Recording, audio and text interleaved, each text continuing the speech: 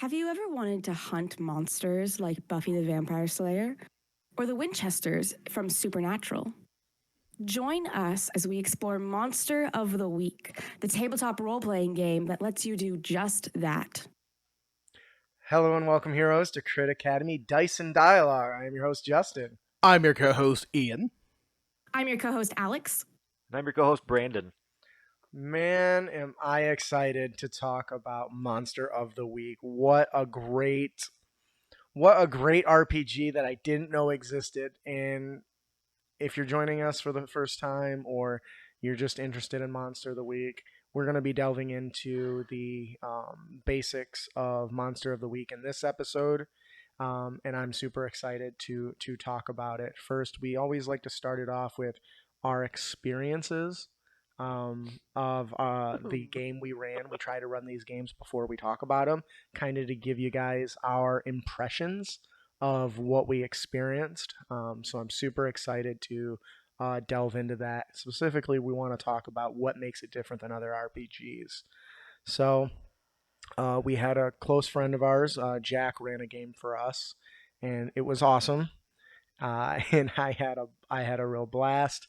I would say let's open the floor up to Aelx first. What was your experience? Now, I think you've actually played Monster of the Week before. Am I understanding that correctly?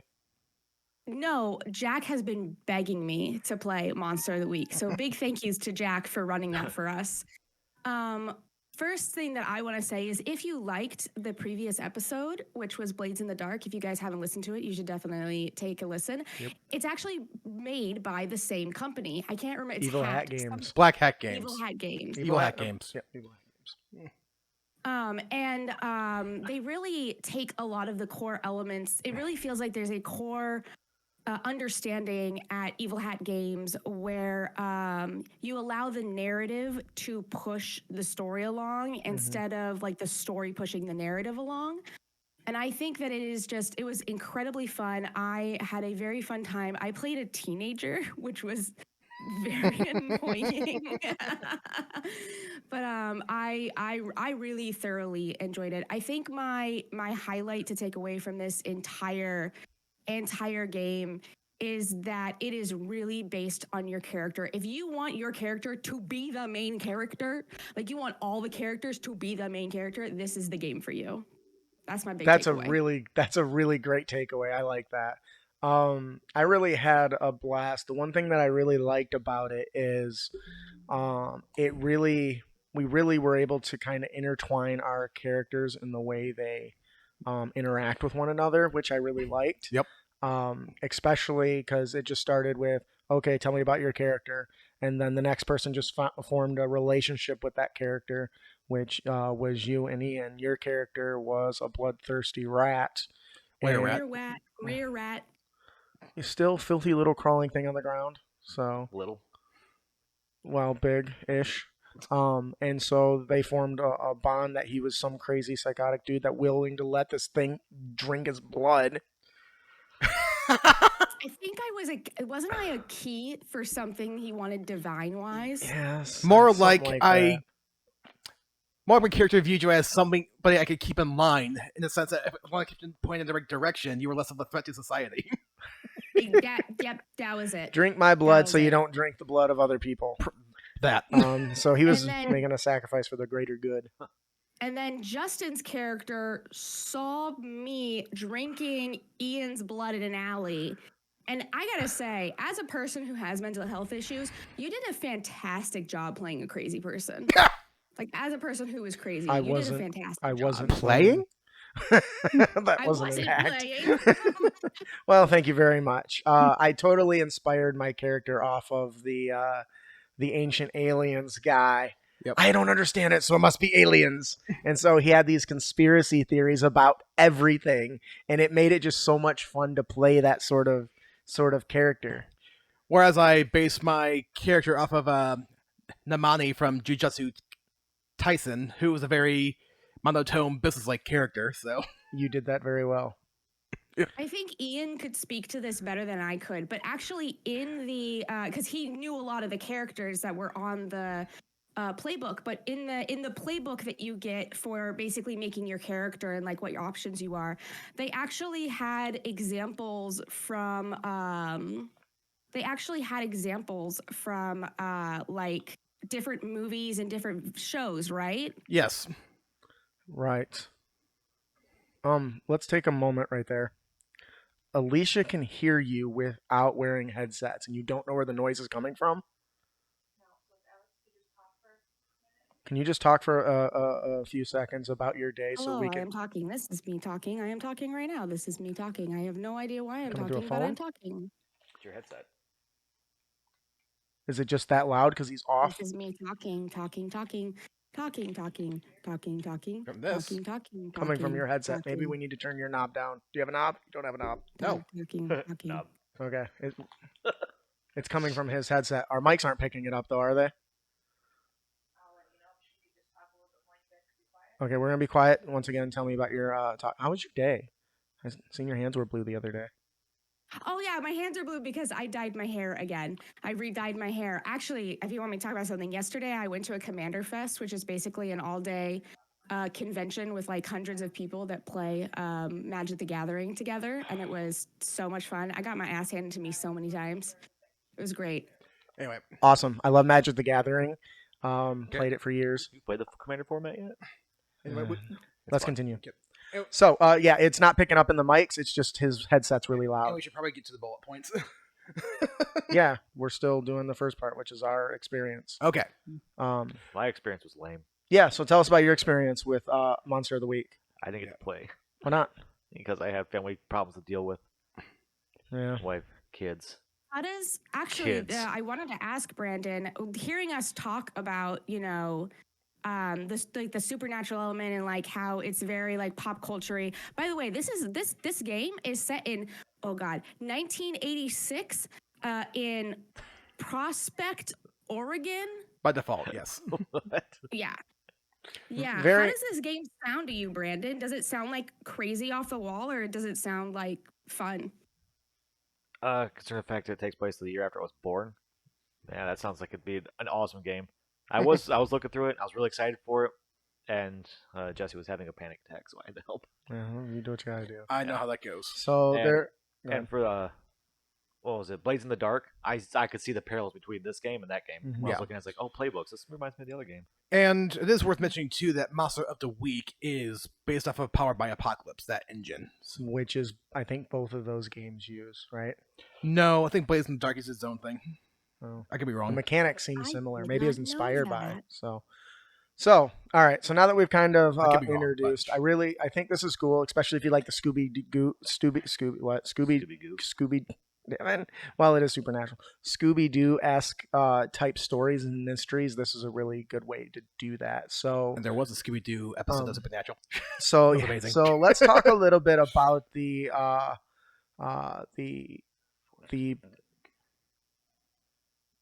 mechanics and how that's unique in this setting.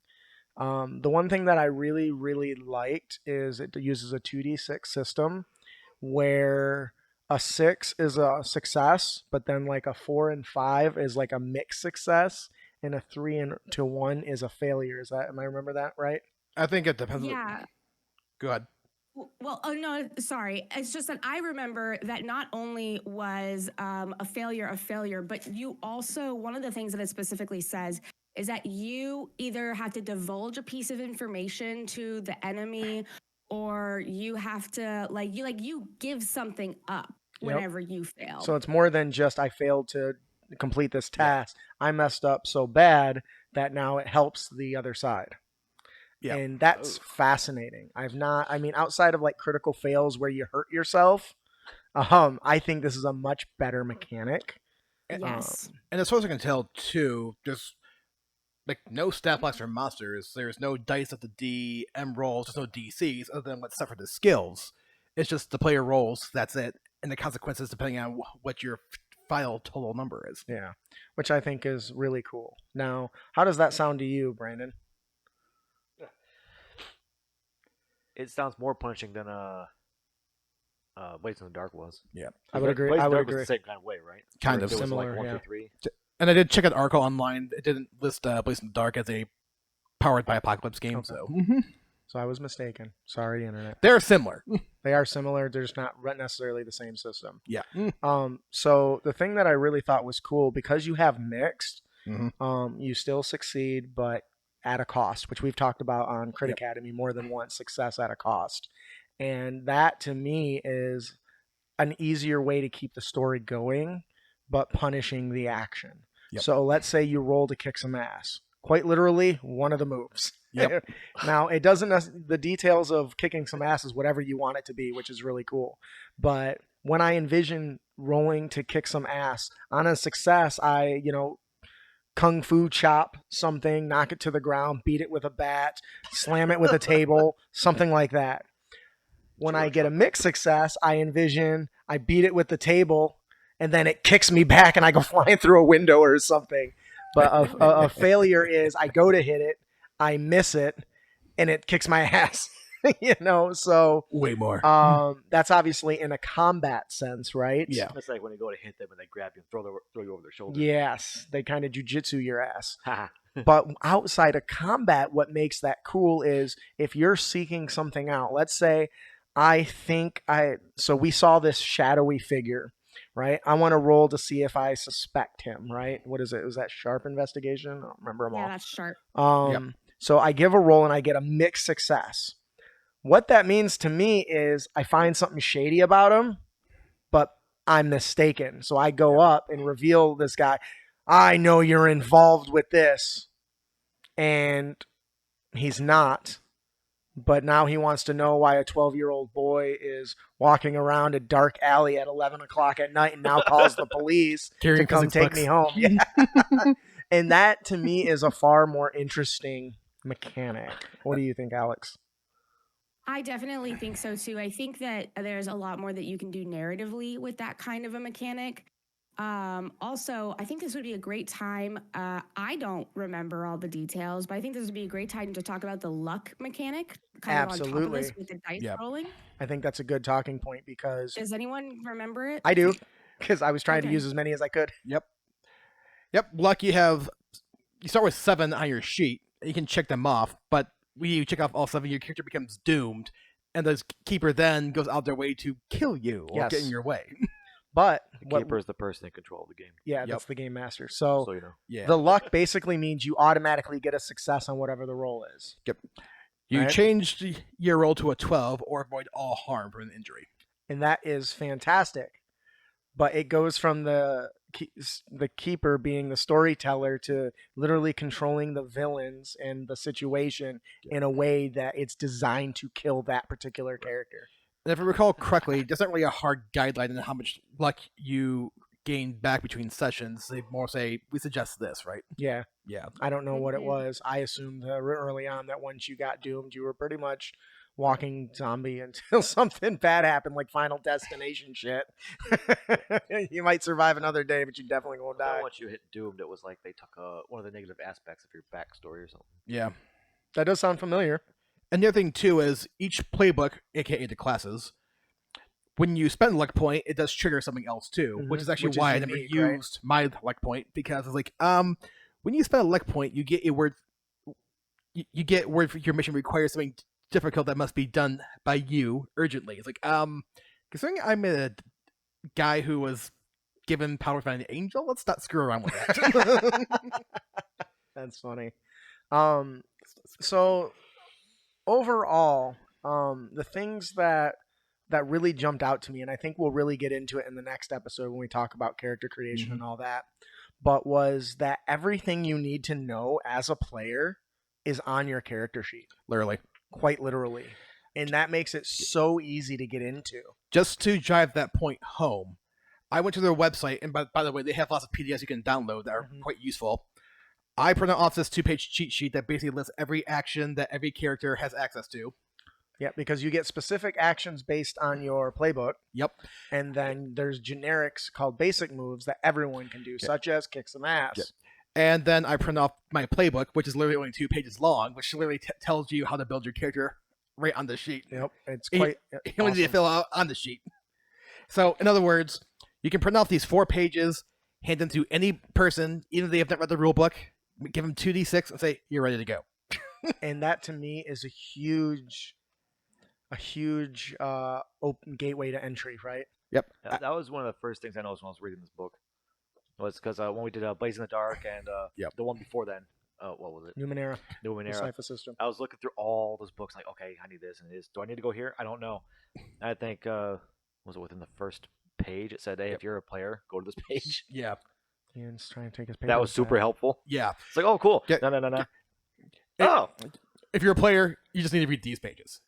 And which is basically, even if you're a player, even though the book was like, what, almost 400 pages? Mm-hmm. Big book.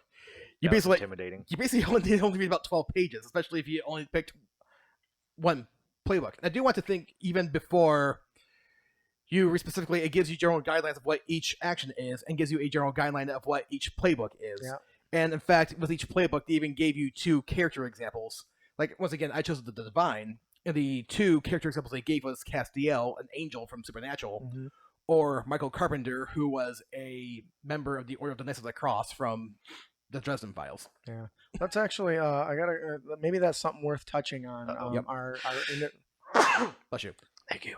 Our characters that we specifically played and how different. So typically you get generic rogue, warrior, mage, blah blah blah blah. Mm-hmm. One thing that I liked about Blades in the Dark and as well as Monster of the Week is their options were so unique. So we've heard a little bit about the Divine from Ian. Yeah. I'd like to hear maybe tell a little bit about it from your perspective there, Alex, on your class. What did you do? And it is worth noting, too, that the book that says, ideally, nobody picks the same playbook. Right. So first of all, I think one of the funnest things is the variety of Yes. playbooks that are there. Mm-hmm. Just to name a few, there's the Chosen, the Crooked, the Divine, the Expert, the Flake, the I can't read that word. Innate.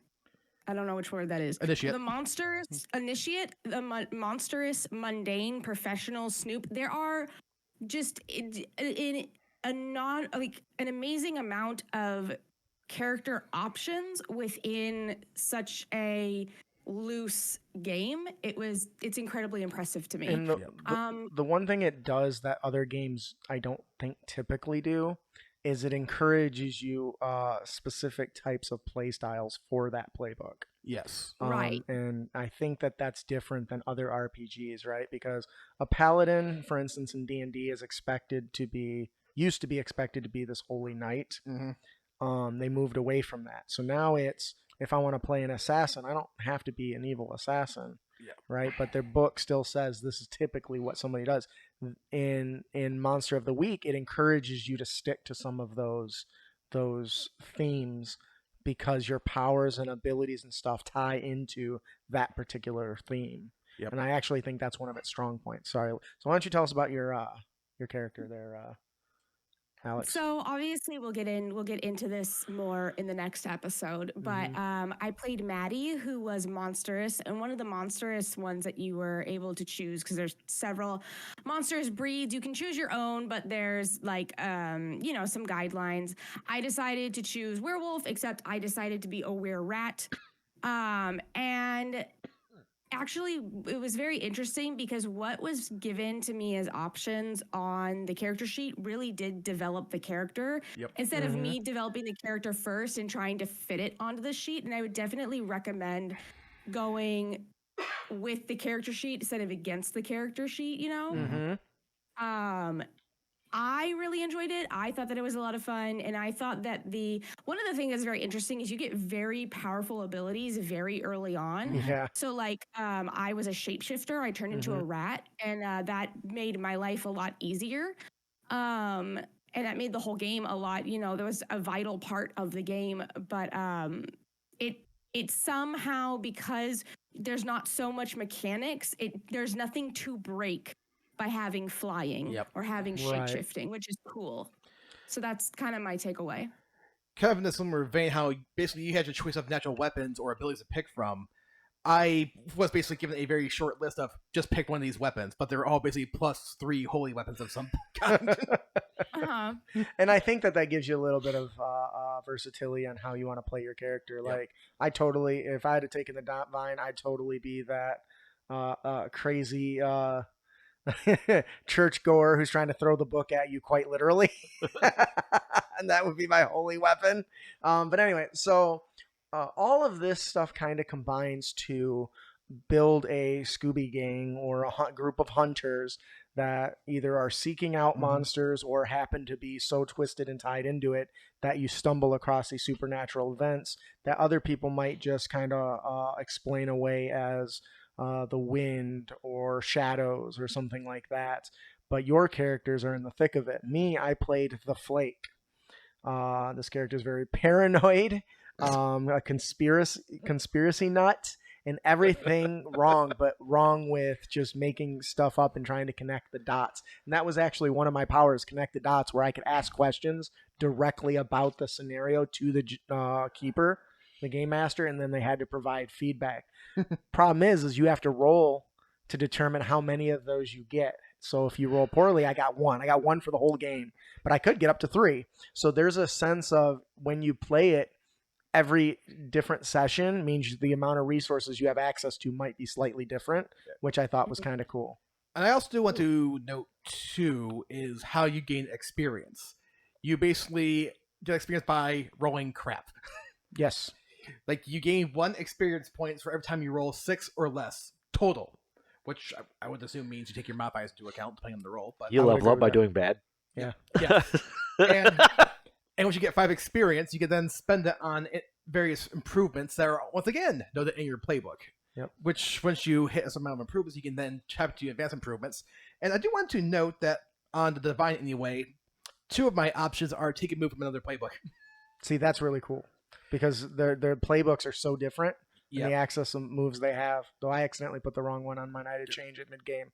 And I'll admit, one move I would have taken, for example, I forget which playbook has it because there's quite a few, but like one that allows you to like peer into like the spirit world to see what's actually going on. Oh, that's cool. Yeah. Anyway, That's nice. So, as we're talking about this, I kind of want to move into how the campaign game was structured versus regular games. So far, Brandon, I know you've read through some of the material. We've been talking about it. Is there any questions as a person that hasn't played the game that jumps out at you? Yes. You can fill the role of the audience, and we can answer your questions. It's actually a question based on the last 2 games we played, and that is equipment. Okay. How Yep. how does that work? Is there a table? nope. Do you It just comes with Well, your playbook. sort of. I mean, there is a gears section. It is worth noting, which I guess means you can add to it. But your playbook, when you first build your character, says here's a list of equipment you can choose from for your character. Yeah, and then you just pick. It says you can pick one of these or 2 of these. Like so because I'm the paranoid conspiracy theorist, I literally had a backpack that just said full of gadgets and things for investigations. Like that is so like generic. So I turned it into a utility backpack because utility belt was copyrighted by Batman. But I was pulling out whatever I could think of that would help at the moment. One of the other options I had was an EMF scanner. And when I rolled, I think Jack asked me, he's like, so does this work? And I rolled really low. I was like, no, he thinks it does. He's put it together with all these little widgets and gizmos and little things from around the house, but we don't actually know if it works. So that was able to explain away some of the poorer rolls, right? He's trying to dial it in or whatever. But And that was an equipment you had, right? that was a piece of equipment I had. I only mentioned that because one of my moves I could have chose was what I need when I need it, which basically means I have a small pocket dimension that can store small objects from that I can pull from at will. Bag of holding, basically. He does. He has a bag Yep. of holding. That's fun. Well, yeah, but one that's like I guess like 2x2 area instead. But So it's more just like a pocket of holding. It just has a small object because if you maybe remember, I did ask Jack early on. So, given how vague small objects are, does that mean I can store my sword in it or no? What did he say? I don't remember. He said no because it's like too big. Yeah, dagger maybe would have worked. Right. But But anyways, I did like the idea of like something a sword from a pocket dimension into my hand. that's awesome. But he's like said no. I'm like okay. Yeah, see, I didn't have superpowers. My character had no powers. And you still contributed to the game. Yeah, it was great. That was my choice, was between Mundane and the Flake. I almost went with the expert. The expert was a good one. Can this game be played with battle maps. I would. I don't There's see nothing why in the book not. that mentions using battle maps. It's all clearly theory of the mind, but I don't see why you couldn't if you really wanted to. Especially if you're doing like a clue style setup. That would be fun. Yeah, I think there is something that you could do with that. So either way, it's obviously not set up directly for that, but since all of the choices are really pushed on the actions and choices are pushed on the players, Yep. I think that wouldn't be too It much. seems of a like the last problem. few were theater of the mind. Like my only regret I really had through our entire session was basically a lack of combat, which, granted, I mostly did because I was trying to stick with my character option, despite being a holy warrior kind of thing. I remember both you and Aelx were like, "Ian, I'm surprised you didn't take out your to destroy that grandma." I'm like, it was mostly harmless. I'm not taking out a holy avenger and smiting the living crap out of a 2-foot tall squirrel. treasure gerblin. So let's actually. Although I do think it'd be hilarious if I missed, I would have taken harm. Hurt yourself. Or it hurt me somehow. Oh, that's funny. Maybe you try and channel too much divineness and you're not quite holy enough. But I did use my divine ability to soothe it instead. Yeah, you did, which is a really cool ability. Look, since you guys had the experience and I wasn't being able to watch the keeper and how they did this, is this something that you could just like pick up and go, or Yes. do you just need you don't need to prep?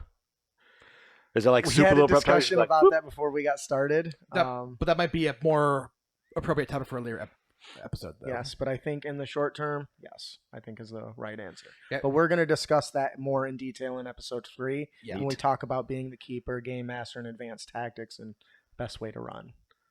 But yes, Short version, it is constructed in a way we can do minimal, if any, prep. But we obviously have thoughts about that one way or there's another. pros and cons of that we'll talk about in a later episode. So Yeah. now let's actually talk about how the outline of the adventure was how it unfolded, right? Mhm. I don't know how it was structured because I don't know what Jack had prepped, if any.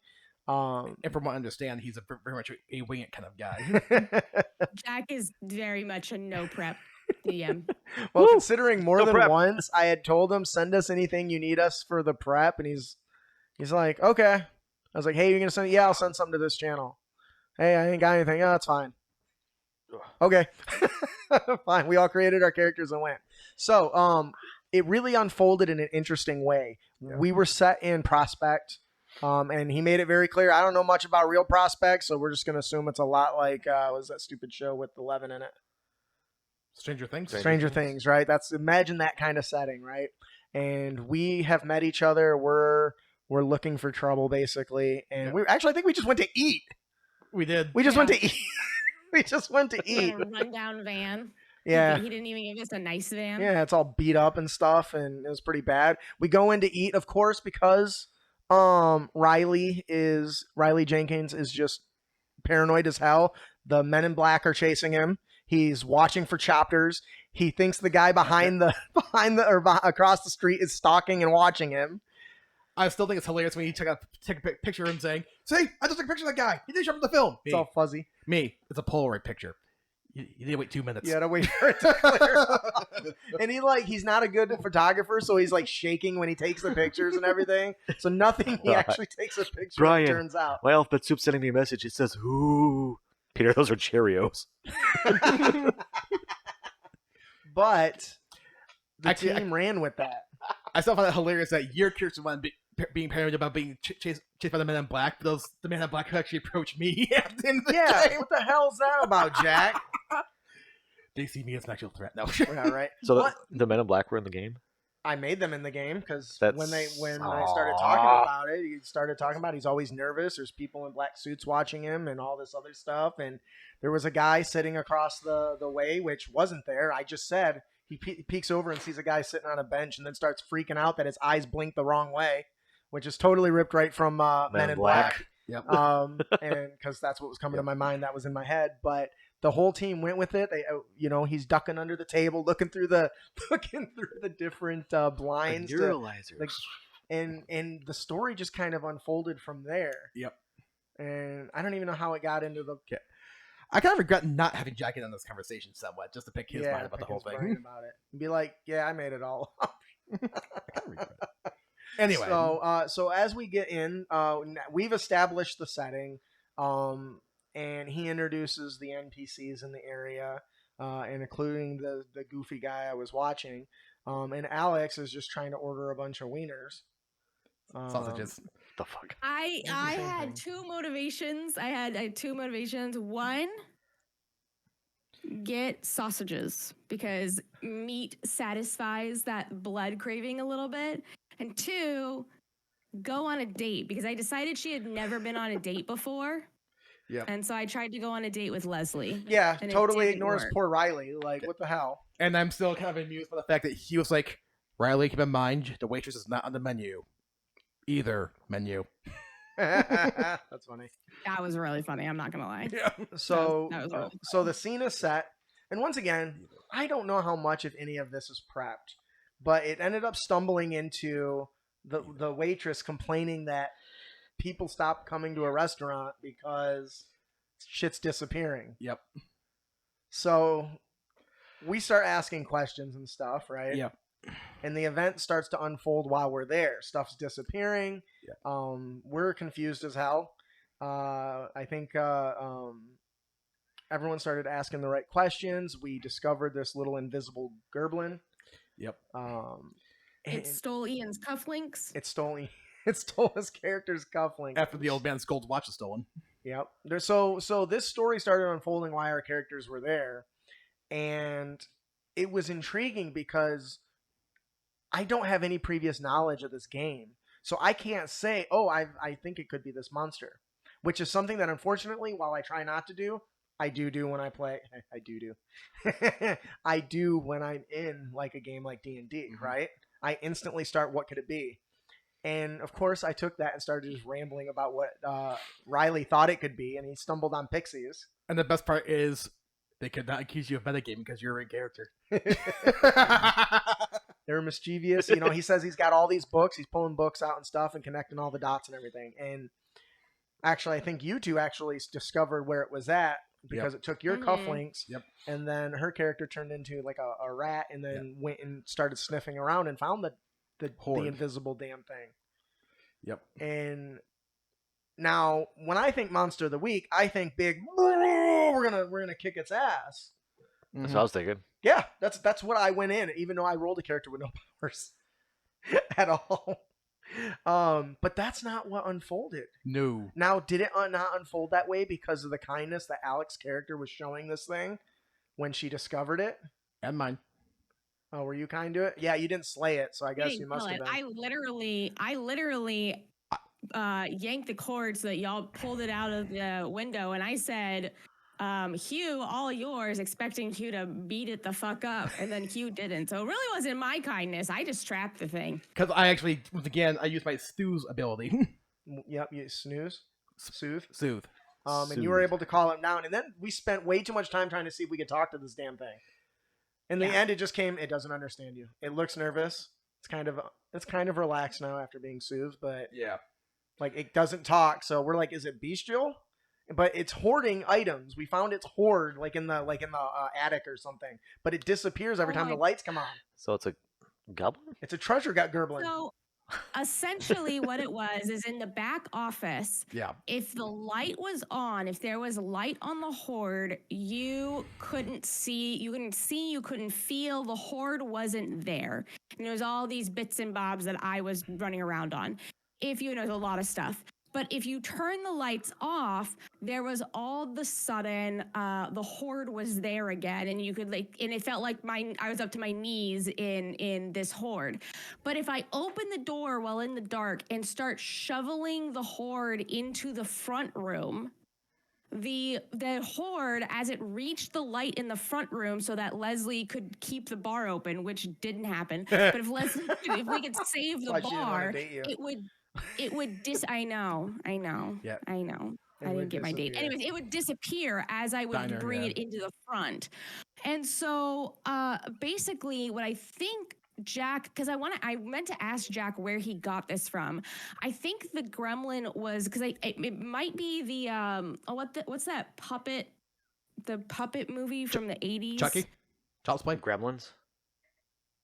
I don't think it's. I don't know if it's Gremlins. I don't remember. But the horde was enchanted so that in the light you couldn't see it. It wasn't there, but it was like interdimensional. But whenever the lights turned off, And so that was what was going on. That totally sounds like it. Critters? I don't know. Critters was one. But we never really figured out how to get the stuff back into our realm, if you will, if I can bear phrase. And, So, and let's be real here. It's not. We kind of like low key discussed. We could tell the waitress and the other what's going on, but would they believe us? well, we tried that, right? Yeah. With we had tried and approached her and said, "Hey, we think there's some supernatural stuff going on here." She's like, "Get the hell out!" and locked us out. Didn't stop us from breaking back in. But so, anyways, instead of we've got this thing, it doesn't seem violent. It isn't trying to claw. It isn't trying to bite. So the team decides, well, is there a place we can take it so it can be comfortable? Because it's obviously not hurting anyone. It's just pilfering stuff. Yeah, we just simply made the problem somewhere else by basically releasing it into a junkyard because it just grabs stuff that are shiny. So it goes to the junkyard, and it's just got its unlimited horde.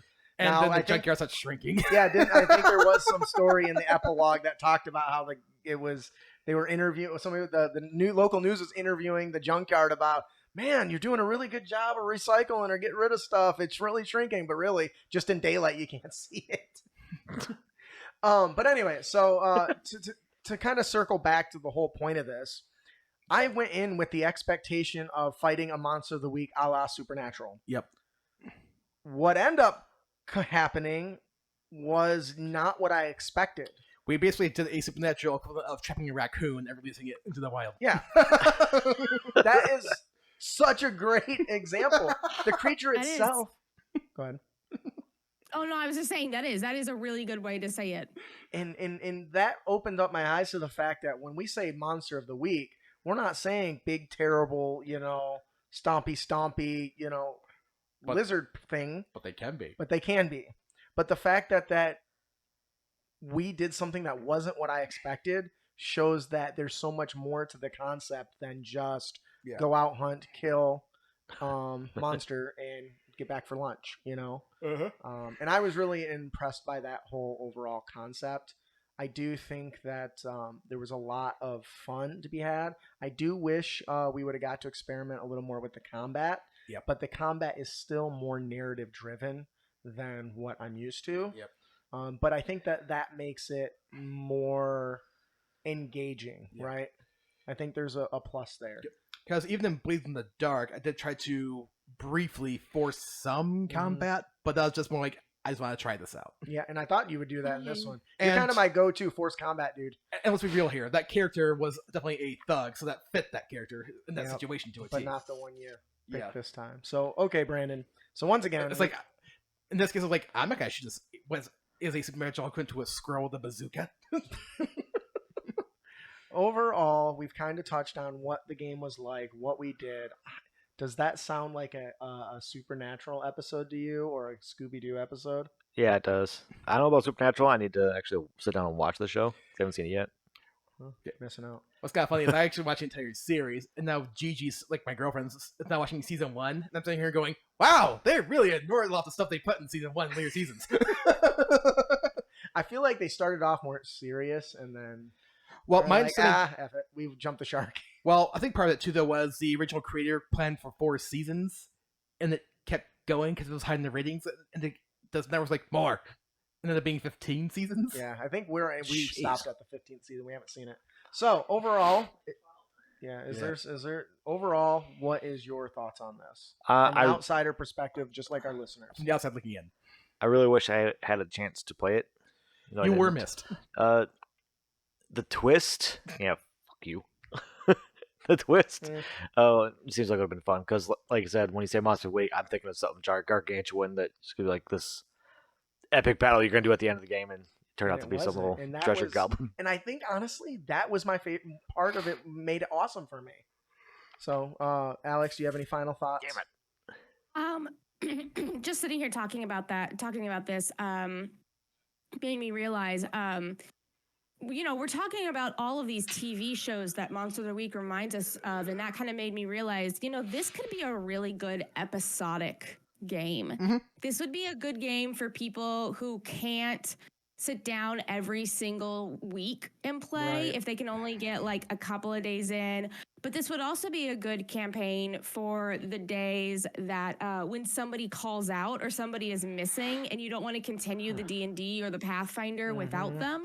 You can use this instead so that everybody can still have a good time and enjoy. Oh, yes. And you can be able to like still play and have fun, but the person isn't missing out on anything because it's all episodic. So it's just like, oh, you just missed one episode. And kind of in a similar vein, you can even make an argument given how even being the keeper in this is so lightweight compared to other RPGs, for lack of a better phrase, that even if the keeper can't make it, somebody else can jump in and you guys can just keep going. Yeah. And Definitely. It really is set up in a nice, flowy way, which is why I really enjoyed it.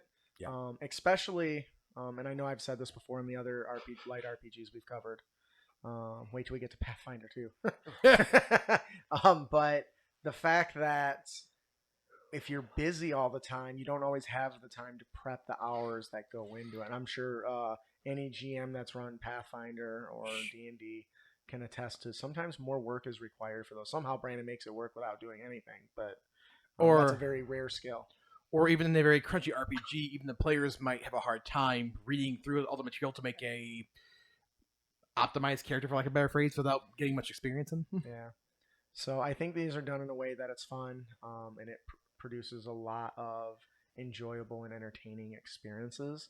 And the idea that you can use it as a filler when people don't show up, and even if they've never played, everything's on your character sheet, as Ian has noted earlier. So overall, I think this is a really great RPG. If you haven't tried it, please consider picking it up. Yeah, definitely do it. You'll be surprised. And I think there's a lot to learn as a GM resource as well. A lot of tips that come from it. We didn't really talk about like the clock times and stuff that they have in here, but a lot of stuff to build tension and urgency. And I think that it does it really well. I kind of have wondering if they set this default setting for this game in the 80s just so people don't look at stuff up on the internet on smartphones. Maybe. That's interesting. So, all right. So whatever it is, Monster of the Week is popular. It has, moments that are filled with storytelling and situations that lead to very humorous events and memorable experiences. And I recommend everyone give it a try. Yep. Now on to our system agnostic tips and tricks.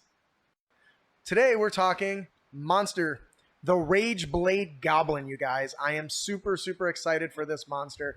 I love goblins, but what do you think about a goblin that can rage? Like as a barbarian? Barbarian rage. I picture Tasmanian Devil. Yes, very much so. A great conflict raged across the world, right? Pitting goblin tribes against one another and against other brutal humanoid creatures like orcs and even some of the barbaric humans. And always the goblins ended up fighting amongst themselves. And so one particular tribe was known for its skill in brutal combat. Its efficiency, they could dispatch enemies with pure efficiency. They found that they would get this rush of craziness. They would become irrational.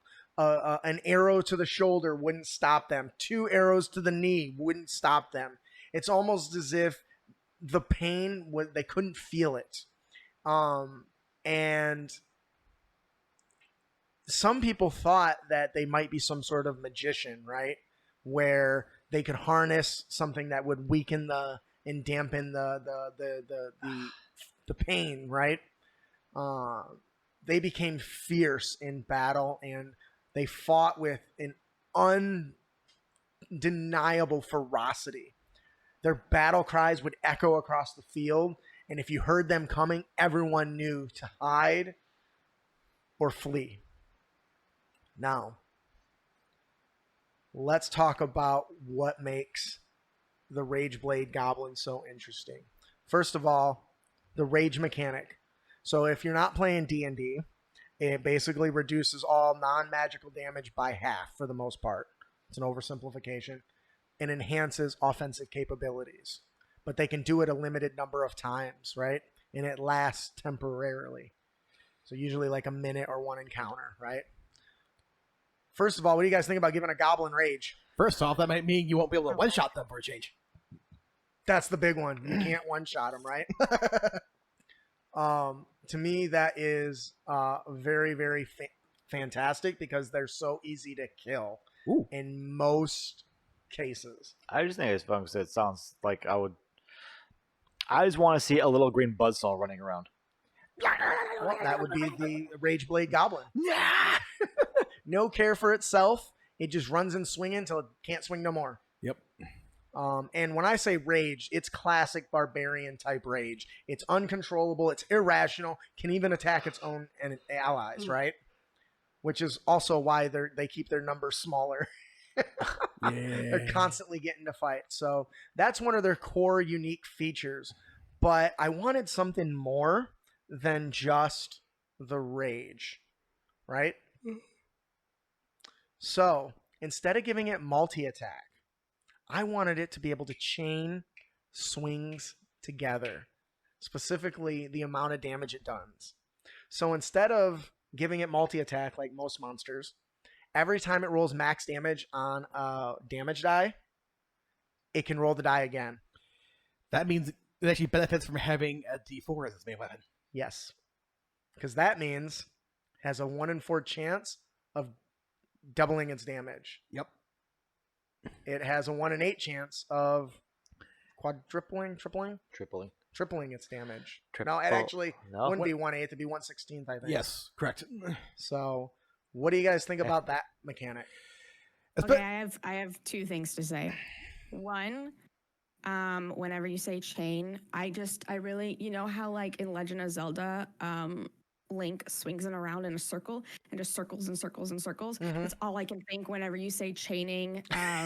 Chaining attacks is like the goblin just spins in a circle. Like, and the second thing is I don't care whether it's Pathfinder, Starfinder, D&D 3.5. This is such a good murder hobo solver. The murder hobo is gonna want to murder it, and then he's gonna be like, "Oh crap! I can't. I'm in trouble." I just think this is such a great thing to throw at that party of like the 21-year-old frat boys who just want to kill things and get drunk. Like, this is, if you are being paid to do games at a fraternity, like, this is it. This is your monster, man. And you know what I mean? Yeah, and it's so funny, as Ian mentioned, they don't go down in one hit typically, which is very surprising for goblins. Yes. It's usually one and done. It could be like that super minion roll that we used back in 4th edition, where instead of going down one hit, they go down 2. Yep. We did that in Capes and Crooks too. Yep. Where you had henchmen, minions go down in one hit, but henchmen go down in 2 hits, no matter the amount of damage. That's kind of what these things are like. What do you think, B? I want to use it. I'm probably going to use this next Tuesday. Good. Do it. It sounds fun. I can send you. If you're a patron, you can head on over to patreon.com/CritAcademy and get the full stat block, the detailed lore, the wonderful art piece, as well as the different ways that you can use it, because we provide all that stuff. And if you're going to use it and you need a reason to use it, one of my favorites is the mercenaries for hire. We're so used to the mercenaries for hire being like thugs, human thugs, that the idea of being able to hire a band of raging goblins will make anyone that hires them, even for a good deed, seem like villains. Yep. You want something done? We'll get it done for you. Oh, yes, we will. We'll take them out quick and fast. We'll be in and out before you know it. Blood! You don't even have to pay us. That's just Load the goblin cages to catapult. The what? Rage goblin catapult. Overall, this is a very... they do it. The best way to get over walls right behind enemy lines. This monster is pretty straightforward, but I promise you, when it swings its little axe, and then you roll damage, and it's max damage, and then you roll the damage die again, and again and again. Now, the odds are low, but that can be for a terrifying moment, just showing how merciless they can be in those rare situations. That'll do it for our monster today, the Rageblade Goblin. Our Game Master tip is non-material rewards for player characters. Now, early days of Crit Academy, we talked about this, but we didn't go into as much detail as I would like. So, as a Game Master, we know it's important to remember that not all rewards have to be tangible items. Nope. Or loot, right? And there are a plethora of different ways to offer meaningful rewards that are intangible to the characters. We have a couple here we want to talk about. Ian, do you want to pick one out? First and foremost, reputation and fame. Why would that be a good prize? Well, just because if a character is like famous or have a good reputation, NPCs might have positive interactions with you or might like to do favors or give you discounts. That's a really good point. I like that because and that could really work well for people that have like entertainer backgrounds or bardic, abilities. Or folk hero. There's a lot that comes with that. Or maybe you just got a character who's self-centered and wants to be the center and wants everyone to come to them, and so they make a big deal every time they arrive. Or of course, you can go the other way too. If you have a bad reputation, the exact opposite, basically. Right. They give you all the free stuff so that you tell other people to go buy it. They give you all the free stuff, like a gift bag. You're a walking billboard. You're a whole walking billboard. That's not what you're saying, though, is it? They give celebrities gift bags of free things so that they tell people to buy them. Yep. Didn't Manscaped just do that with us? What? Didn't Wait, what Manscaped did just she do that say? with us? Yeah. I can just picture now a paladin hardcore crit smiting a orc chieftain. This broadsword is brought to you by Black Dwarf Forge. Saying that celebrities get free shit so that they can hawk it. advertise it for free. Could you imagine an adventure walking in town with this broadsword with what'd you call it? Black Dwarf Forge. Black Dwarf Forge on the side. That's made by Black Dwarf Forge. Yes, it's slayed 32 orcs, 6 elves, and a hobo. Yep. If they have to one slice, your money back. I know we're all just joking, but Justin, do you realize that actually happened Yes. in I? Whenever you guys got the health potions in Yao, the gnome said, "I'll give them to you for a discount if you tell everyone you got it for me." I was literally making you guys influencers. Oh my goodness. That is awesome. I love it. So reputation and fame is a really, really good one. That also means, well, it could be infamous, right? So if you're getting into trouble a lot, that could give you some unwanted hostility and attention as well. So it goes both ways. Brandon, what's a good non-reward or non-tangible material reward? Relationships. Yes. What can you say about relationships? Well, first off, if you develop a relationship with someone who owns a store, of course you get discounts on that store, or even free. That sounds like you like to take advantage of people. Yep. That's very much an adventurer thing to do.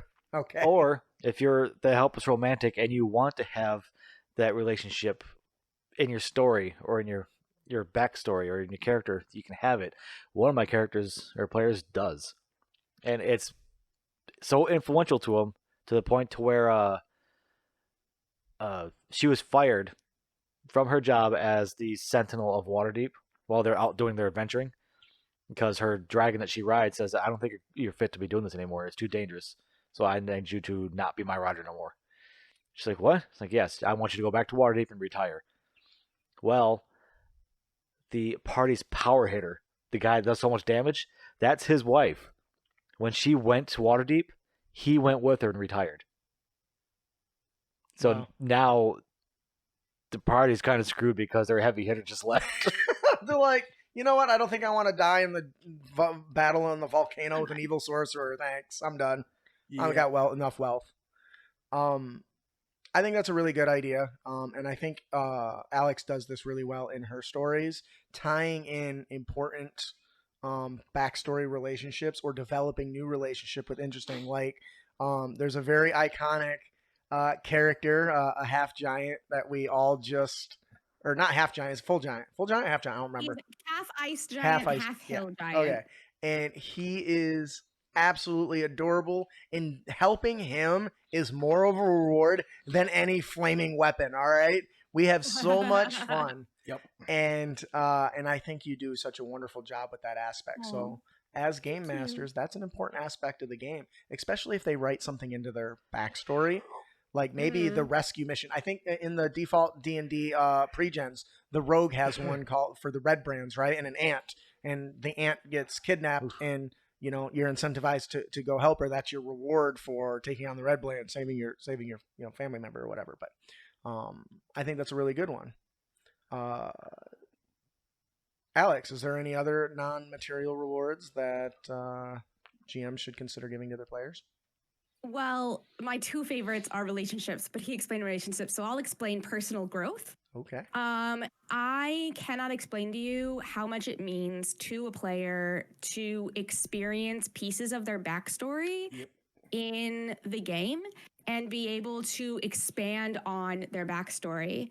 My significant other, we named our cat Uskar Emberhelm, but Uskar Emberhelm was originally a Path of the Zealot barbarian in my campaign that Max played. And his full name was Uskar Emberhelm, Knight of Yao, Slayer of Devils. And the reason why is because originally in Uskar's backstory, he was raised by the Church of Bolthur, by nuns in the Church of Bolthur, and he didn't have any parents. Well, I decided that his parents used to be adventurers, and they had been kidnapped by a devil, and were in hell. And they were in a prison in hell waiting to be rescued by their son. And so eventually he found that out. He stopped the entire goddamn game and was like, we're saving my parents. And everybody else in the party was like, we're saving your parents. And he's named Slayer of Devils because he found a way into hell, fought his way down this dungeon with their friends. I made them fight a Hellfire engine, which is still to this day my favorite D&D monster that has ever existed, because there's this thing called Flesh Crushing Stride, and it's just fun. And sure enough, his parents were sitting there, older, but sitting there waiting for him. And they got to rescue, and then they blipped back, and but he got to rescue his parents. And the entire team, whenever we ended that session, every single one of us were like, I need to go call my mom and dad. Oh my God. Like it is so important. So he gained a title. Personal growth can be gaining a title. He gained more of a title, but he also gained his parents back, and they ended up being helpful for the rest of the campaign. That's so yeah, awesome. Personal growth is incredibly important. And I think that's a really great reward. Yep. You touched on it already. Titles are another good one.